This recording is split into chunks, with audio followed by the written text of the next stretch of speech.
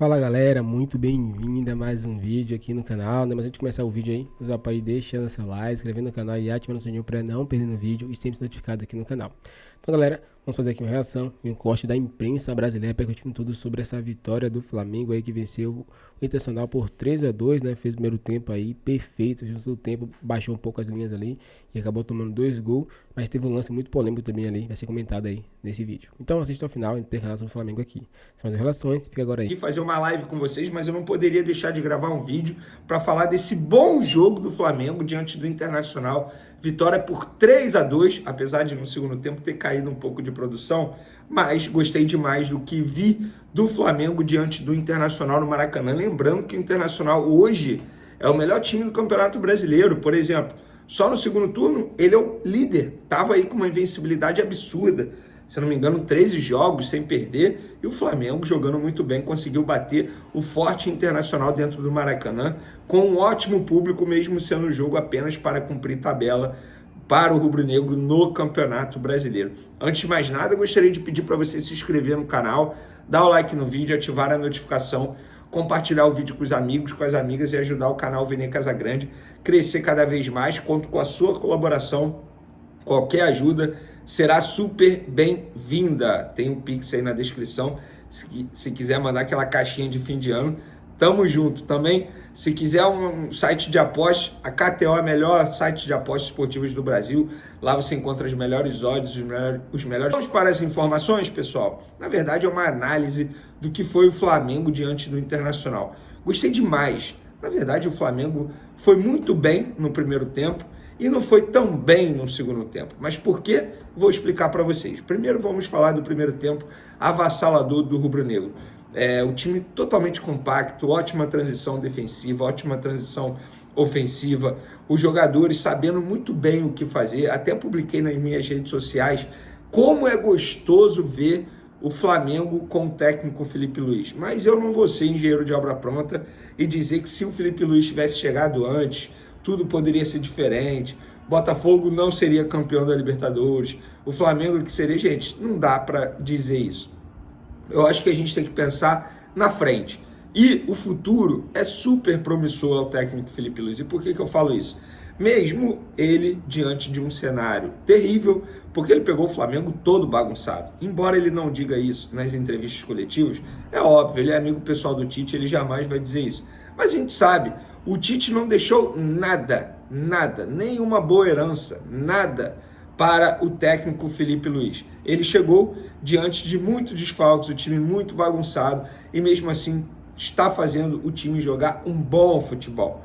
E é por isso que eu falo que o futuro é promissor. Se o Felipe Luiz consegue fazer um bom trabalho diante dessas adversidades, imagina fazendo uma pré-temporada, participando da montagem do elenco, indicando, falando qual tipo de jogador ele quer, com quais características. O futuro é muito promissor. Então, por isso que eu falo, é impossível o rubro-negro, o torcedor do Flamengo, não ficar animado com o Felipe Luiz para 2025. Mas 2025 a gente debate depois, vamos falar do agora, do primeiro tempo avassalador. As melhores jogadas do Flamengo saindo pela direita e novamente o Wesley jogando muita bola, fazendo boas jogadas ali com o Gerson. Ele e o Gerson estão se entendendo muito bem, não só fora de campo, a gente pôde ver recentemente os dois pescando juntos, tirando onda lá nas redes sociais, mas dentro de campo os dois têm feito uma tabelinha de sucesso pelo lado direito do Flamengo. Gostei do Everton Araújo no primeiro tempo, gostei do Nico de la Cruz, que voltou a ser titular depois de muito tempo, gostei do Gerson, repito, falei bem aqui, falo novamente. O Michael começou mal, mas depois ele acordou no jogo, deu uma engrenada, tanto é que fez 2 gols no primeiro tempo, foi bem. Gostei da movimentação do Gonzalo Plata, ele que foi titular na vaga do Gabigol, tal como informamos nas outras redes sociais, no Twitter e também no Instagram. Gostei do Léo Ortiz, não só por conta do gol que ele fez, inclusive foi o primeiro gol dele, e o gol foi muito bonito. Embora tenha sido de cabeça, mas foi uma jogada muito complicada de cabeça, e ele conseguiu, entre aspas, salvar o cruzamento do escanteio do Nico de la Cruz e fez o primeiro gol. Michael foi o autor dos 2 outros gols, aproveitando jogada, enfim. Gostei do Flamengo. O primeiro tempo do Flamengo foi maravilhoso, avassalador. E aí, veio o segundo tempo. O time voltou muito mal. Acho que o Internacional fez ele não fez, o Roger Machado não fez mudança de jogador, substituição, mas fez ajustes táticos, ajustes esses que deram certo e acabou neutralizando o Flamengo. Eu acho até que o Flamengo voltou com uma certa, digamos assim, displicência por conta da boa vantagem no placar de 3-0. O técnico Felipe Luiz demorou a mexer, mas eu acho que assim também não tinha muita pressa. Ele botou o Alcaraz no lugar do Nico de la Cruz, que era um jogador que fisicamente falando estava sentindo um pouco, não deixando a desejar, porque ele estava há muito tempo inativo. E aos 42 do segundo tempo ele acabou botando o Gabigol no lugar do Bruno Henrique. Não gostei do jogo do Bruno Henrique, assim, de maneira geral. Primeiro tempo ele fez boas movimentações, mas levando todo o tempo que ele ficou em campo em consideração, não gostei do Bruno Henrique. Acho que ele rende muito mais aberto pela ponta e não jogando como um falso 9, função que ele fez nesse domingo diante do Internacional. Como eu disse, o Flamengo voltou muito mal, o Internacional voltou melhor e o Internacional acabou tirando proveito. Primeiro com o Wesley, aos 9 minutos do segundo tempo, acertou um belo chute esse que na minha concepção era defensável. Eu acho que o Rossi poderia defender a finalização, repito, foi uma linda finalização do Wesley, mas na minha concepção era uma bola defensável. E minutos depois ali, o Internacional chegou ao segundo, numa jogada que eu considero que o Flamengo foi prejudicado, porque o árbitro ele bate no Gonzalo Plata. Ele derruba o Gonzalo Plata. Tudo bem que o gol não sai logo em seguida, se a gente for analisar o lance, demorou mais alguns segundos para o gol sair. Tanto é que os jogadores do Flamengo pediram que o gol fosse anulado por conta dessa situação, pelo fato do árbitro ter batido no Gonzalo Plata. O árbitro não anulou o gol. Pela regra, pelo visto, não precisa anular, só se a bola batesse nele, o que eu acho totalmente errado essa regra, mas regra é regra. Se for de fato isso, confesso para vocês que eu não ouvi mais outros árbitros, só ouvi o PC de Oliveira, que é ex-árbitro e que faz parte da central do apito, digamos assim, do Grupo Globo, que estava transmitindo a partida. Mas eu acho que o gol deveria ter sido anulado. Independentemente se deveria ou não, eu acho que o Flamengo não poderia levar esse gol. Foram segundos depois, a jogada prosseguiu. O Léo Pereira deu mole na marcação, o Rossi mais uma vez deu mole. E eu quero falar do Rossi. Gente, na boa, o Rossi ele oscila demais. Os melhores momentos do Rossi são fazendo cera. O goleiro tem que fazer defesa. E o Rossi não tem nível para ser titular no gol do Flamengo. Pelo menos é a minha opinião. Eu acho que a futura gestão do Flamengo, tem uma eleição presidencial no dia 9, a futura gestão do Flamengo precisa pensar num novo goleiro para ser titular. O Rossi não tem nível para ser titular no gol do Flamengo. É um goleiro comum. A régua hoje do Flamengo está acima. Não dá para ter jogador comum considerado titular absoluto, como é o caso do Rossi. Pelo menos é a minha visão, não sei se você concorda comigo. O Everton Araújo novamente deu mole, como aconteceu lá no Beira-Rio contra o Internacional. Ele deu mole, por sorte dessa vez não saiu o gol. Ele precisa acordar, precisa saber a hora de segurar, de reter a bola ou não. Eu sei que ele está passando por um período de aprendizado, mas ele já teve a oportunidade de aprender lá no Beira-Rio e quase entregou, entre aspas, a paçoca novamente aqui no Maracanã. Não pode dar esses moles, não pode. O Alexandre, gostei dele também, de maneira geral, enfim, fez uma boa partida. Então, no resultado, 3-2, não acho o resultado injusto não, pelo que foi o primeiro tempo do Flamengo avassalador e pelo que foi o segundo tempo do Internacional, que foi melhor que o Flamengo. Então o Flamengo venceu o primeiro tempo, o Internacional venceu o segundo tempo, mas no saldo de gols o Flamengo saiu melhor, porque fez 3 gols no primeiro tempo, Internacional apenas 2. Então, foi o penúltimo jogo do Flamengo no Maracanã. O último jogo do Flamengo no Maracanã será dia 8. Na próxima rodada o Flamengo pega o Criciúma, o Gerson não joga, levou o terceiro cartão amarelo, tá fora. Então, eu vejo muitos torcedores aí do Flamengo brincando, dizendo que o Flamengo tem que entregar a gente. Claro que isso não vai acontecer, né? Eu duvido o Felipe Luiz permitir isso. Permitir. Então, parem com isso. Não adianta nada fazer esse tipo de pedido, porque isso não vai acontecer, né, gente? Por favor, o Flamengo vai jogar como se estiver valendo algo para o Flamengo. Então, espero que vocês tenham gostado. Dizendo que com a vitória de hoje, o Flamengo chegou aos 66 pontos, o Inter tem 65, o Fortaleza, que joga contra o Vitória, tem 65. Se o Fortaleza empatar, ele iguala o Flamengo em pontos, mas ele venceu 18 jogos, o Flamengo chegou à 19ª vitória. Então o Flamengo só perde a terceira colocação se o Fortaleza vencer o Vitória, atuando daqui a pouco lá em Salvador. Depois vai ter Inter contra a Fortaleza no confronto direto no meio de semana. O Flamengo tem a chance muito boa de, pelo menos, pegar o terceiro lugar. Para ser vice-campeão, aí teria que vencer os 2 próximos jogos, né, para chegar a 72, né, e torcer para o Palmeiras empatar os 2 jogos, por exemplo, né, ou perder os 2 ou perder um e empatar outro. Se o Palmeiras vencer um jogo, já chega a 73, aí o Flamengo não alcança mais. O Palmeiras vai jogar ainda contra o Cruzeiro, no meio de semana, em Belo Horizonte, contra o Fluminense em casa.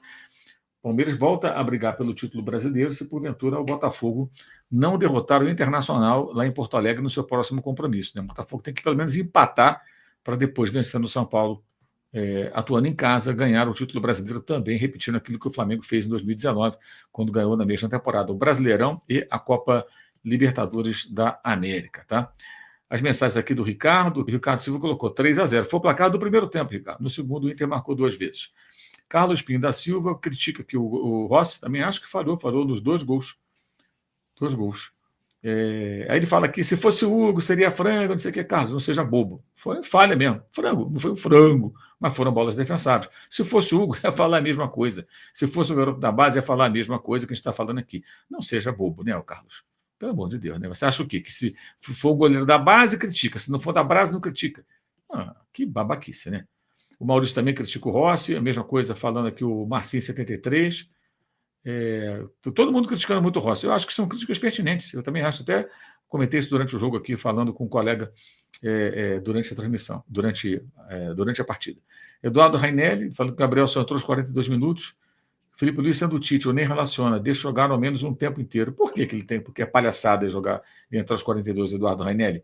Por quê? Ele tem que ter algum privilégio, não pode entrar no final? Qual o problema? O Pedro cometeu um erro grave quando não quis aquecer, depois aí um erro maior foi cometido pelo ex-auxiliar preparador físico do Flamengo, do Sampaoli, que o agrediu, também porque estava no final do jogo. Não tem esse negócio não, cara. Está à disposição do Flamengo para entrar no tempo que o técnico achar. Parar com essa bobagem também. Tem gol.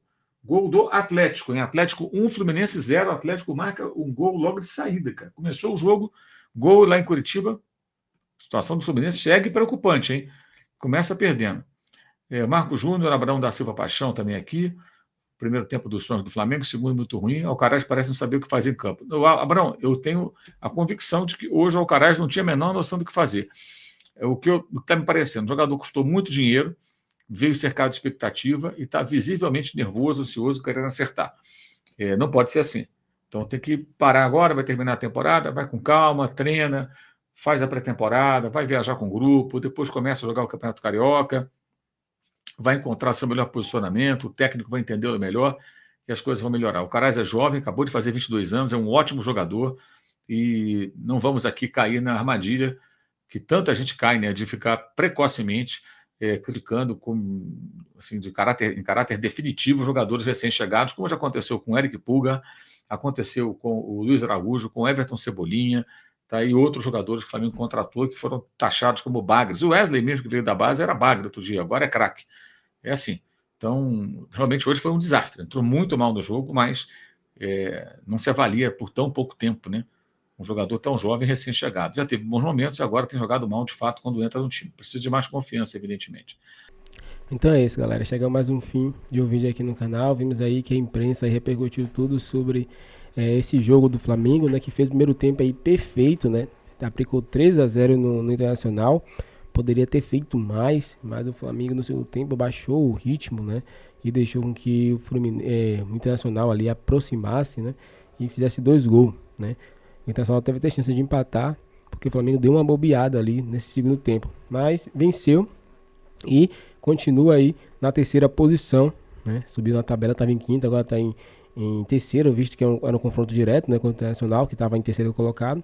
O Flamengo vence, passa e passa o Fortaleza também. O Fortaleza, inclusive, está jogando agora contra o Vitória, está perdendo por 1-0 até o momento, e com isso fica em quinto colocado. E o Flamengo fica aí na terceira colocação, se esse resultado permanecer. O próximo jogo é contra o Criciúma. O Flamengo vai jogar fora de casa. A torcida quer que o Flamengo entregue esse jogo para que o Fluminense seja rebaixado. Lembrando, o Fluminense nesse momento está perdendo por 1-0 contra o Atlético Paranaense e assim já entrando na zona de rebaixamento, né? Porque o Cruzeiro está perdendo para o Bragantino e o Bragantino está subindo ali na tabela e colocando o Fluminense lá. Imagine aí, o Flamengo perde para o Criciúma e o Criciúma passa aí o Fluminense vai para 17º colocado ali, 16º, e assim, né, pode cair para a segunda divisão, né, mesmo indo para o Super Mundial próximo ano. Que loucura, né? Qual a sua opinião, torcedor? O Flamengo deveria deixar o Criciúma vencer ou deveria jogar, né, para garantir o terceiro colocado? Essa opinião pra gente aqui.